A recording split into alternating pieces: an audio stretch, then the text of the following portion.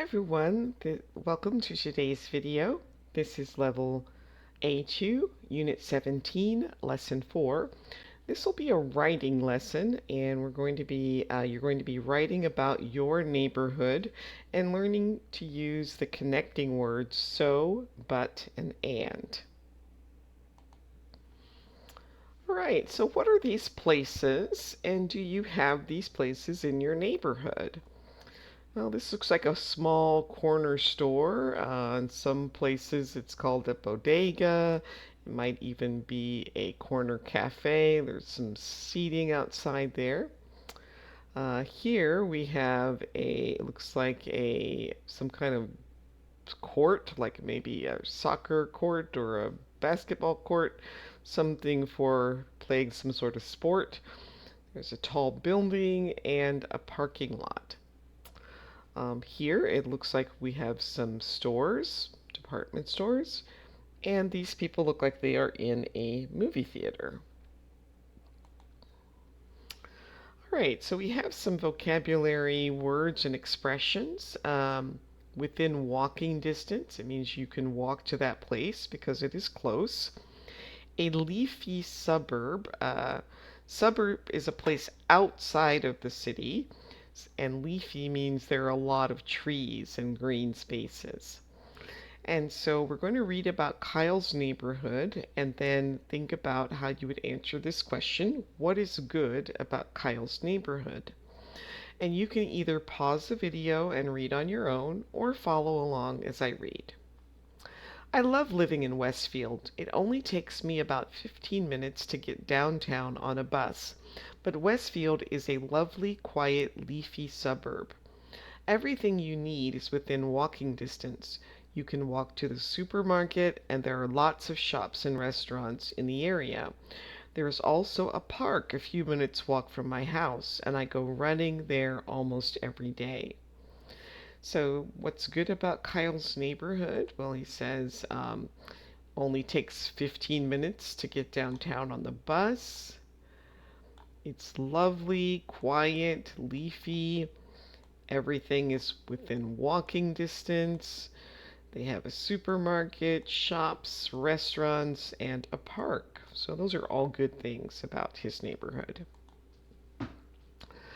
All right, so you're going to rate these things from 1 to 5. 1 is not important, and 5 is very important.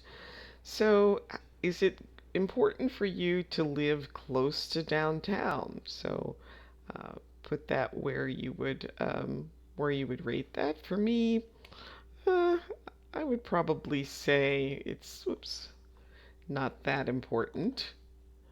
So I would put A probably about here. Close to nature, yeah, I would probably say B, not really important for me. Large houses, really no opinion. And public transportation is not that important either, since I do have a car. All right, now we're going to read about Jillian's neighborhood and read why she likes to live in Redchester. Pedestrianized means that it's been changed. These roads where cars used to be able to travel now have been changed so that people can walk. And then nearby means close. So again, think about the people who live in your neighborhood, and is it easy for everyone to move around the neighborhood, especially thinking about maybe people who have physical disabilities or who are in a wheelchair. So you can either pause the video and read on your own or follow along as I read. I've been disabled since I was 6 years old. Luckily, I live in Redchester, which is a very wheelchair-friendly suburb. A lot of streets are flat and pedestrianized, which makes it easy to move around freely. The public transportation here is fully accessible too, so I can get to the downtown area on the subway in about 20 minutes. The other great thing about living here is that there are a lot of nice cafes nearby. All right, and now in Joel's neighborhood, the vocabulary here: to be crazy about something means you like something very much. This is what we call in the United States soccer, but also known as football in other parts of the world. And a soccer stadium is a place where people go to play and to watch soccer. So again, you can pause the video and read on your own, or you can follow along as I read.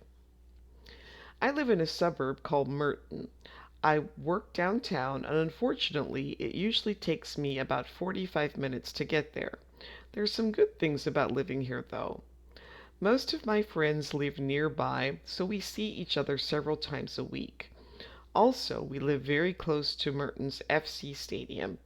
We are all crazy about soccer, and we try to go to every home game if we can. All right, so are the sentences about Jillian, Kyle's, or Joel's neighborhood? So you can pause the video, try to answer these questions on your own, and then restart when you're ready to check. All right, so it's easy to move around. Well, that was really all of them were fairly easy. Well, Jillian and Kyle's neighborhoods, because Jillian, she said a lot of the streets were pedestrianized.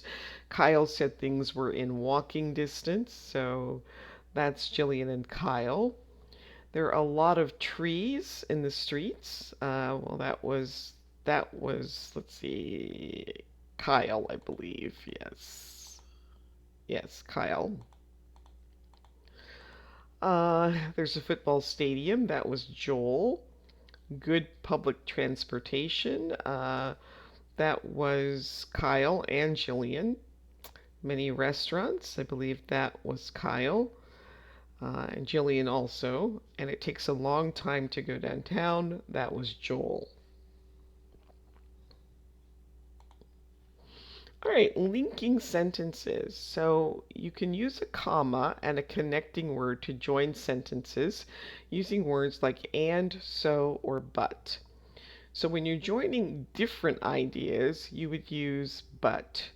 I'm good at football, I'm not good at basketball. So you could join those two together by saying I'm good at football, but I'm not good at basketball. If you're joining an extra idea, you would use and. So London is a good city for cycling. There is good public transportation. So to join those, you would say London is a good city for cycling and there is good public transportation.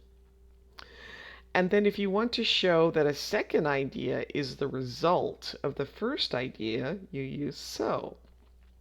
There isn't any traffic. It's a safe neighborhood for children. There isn't any traffic, so it's a safe neighborhood for children. All right, so you want to connect the sentences using and, but, or so.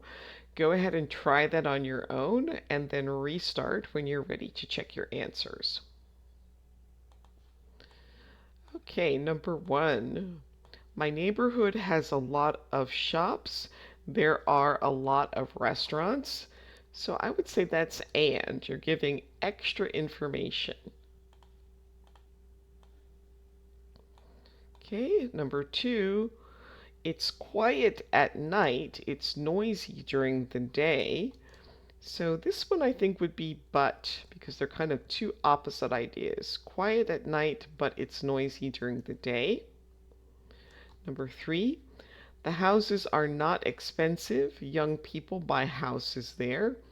Well, this one would be so. The houses are not expensive, so young people buy houses there. There is one bus every hour. I walk to work. This one I think could either be but or so. Because it's, instead of taking the bus, he walks, or because the buses don't come very often, that could be the reason that he walks. So I could see either but or so working there. Number 5, there isn't any traffic. Children play in the street. That one would be so. There is a good cafe on my street. There isn't a good supermarket. That one would be but. There are many trees in the park. There is a small lake. So that would be and. And I like sushi. I often eat in Japanese restaurants. That one would be so. All right, so listen and decide which picture shows the neighborhood that they're talking about. I live right in the middle of London, in an area called Soho. I work in a pub, and I live upstairs on the second floor with the rest of the staff. London is very expensive, so there is no way I could afford to live here if I didn't have free accommodation. It is an amazing city because there is so much to do. There is an underground station just a few minutes' walk from the pub, so it's easy to get around. There are also movie theaters, and lots of great bars and restaurants all within walking distance. Oxford Street is just around the corner. It's one of the most famous shopping streets in the world, but it's very expensive. All right, so London, downtown, walking distance to a lot of things. That's probably picture C. All right, now you're going to complete these sentences using commas and the connecting words, either and, but, or so. So go ahead and try that on your own, and then we'll listen to check the answers.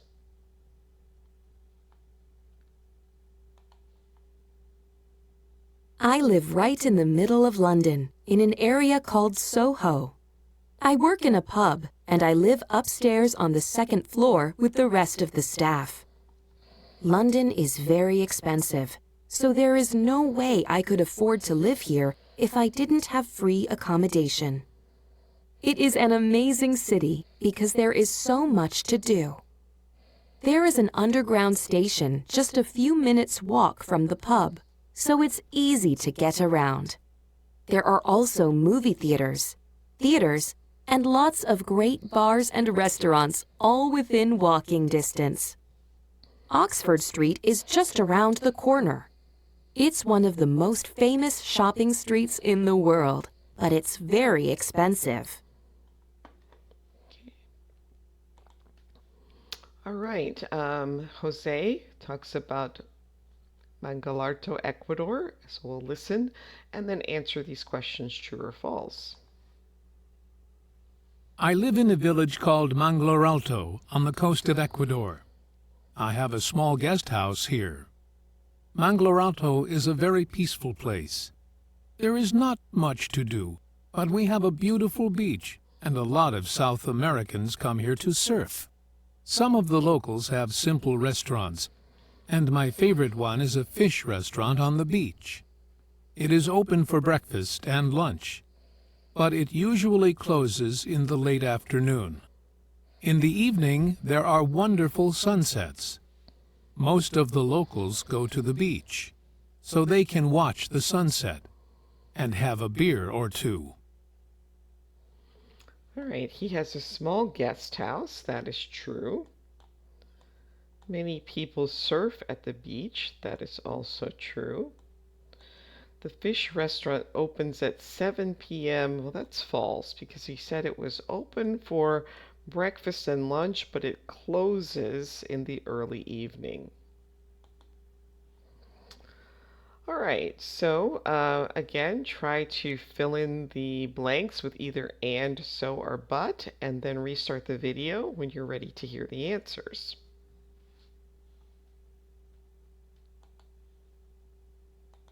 I live in a village called Mangloralto on the coast of Ecuador. I have a small guest house here. Mangloralto is a very peaceful place. There is not much to do, but we have a beautiful beach, and a lot of South Americans come here to surf. Some of the locals have simple restaurants, and my favorite one is a fish restaurant on the beach. It is open for breakfast and lunch, but it usually closes in the late afternoon. In the evening, there are wonderful sunsets. Most of the locals go to the beach, so they can watch the sunset and have a beer or two. All right, so now you're going to take some notes about your neighborhood. How would you describe it? How can you travel downtown? What are the three best things about your neighborhood? What places are close to your house? And what could be better about your neighborhood? So pause the video, jot down those notes, and then restart when you're ready to continue.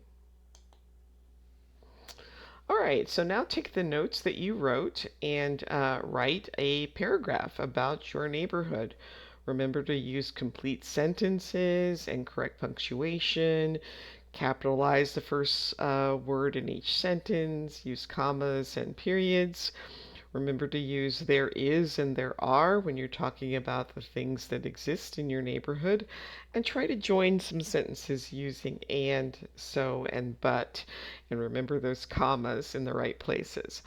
So that brings us to the end of today's video. I hope you enjoyed it. Please like, subscribe, and share. And if you have any questions or you'd like me to take a look at your writing, send me a request in the comments. Thanks for watching. Bye.